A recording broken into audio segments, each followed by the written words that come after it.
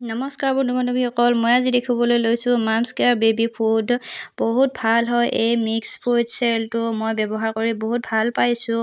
Vitamin and minerals পোৱা যায়। Baby গ্ৰ'থতো সহায় কৰে। ক'ত কিমান কি পৰিমাণৰ দিব লাগে ইয়াত সকলোবোৰ লিখা আছে। কি কি ইনগ্ৰিডিয়েণ্টছ আছে সেইবোৰো লিখা আছে।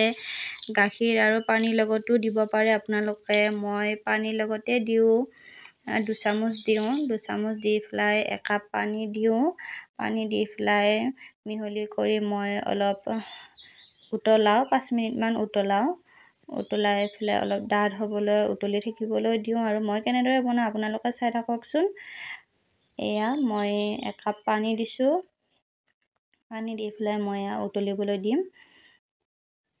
5 মিনিটমান উতলাওঁ, বহুত টাইম নহয় বাৰু। অলপ ডাঠ হোৱালৈকে উতলাই থাকোঁ আৰু উতলিবলৈ ধৰিছে, আপোনালোকে দেখিছে নহয়। এয়া উতলিছে। এনেকুৱা ধৰণৰ ফুডছৰ ভিডিঅ'বিলাক পাবৰ কাৰণে মোৰ চেনেলটো ছাবস্ক্ৰাইব কৰি থ'ব আৰু বেল আইকনটো বজাই থ'ব আৰু কমেণ্ট কৰি জনাবচোন কেনেকুৱা পায় মোৰ ভিডিঅ'বিলাক বাৰু। এয়া দেখিছেনে ডাঠ হৈছে। এয়া এনেদৰে মই খুৱাওঁ। এয়া মই নমালোঁ।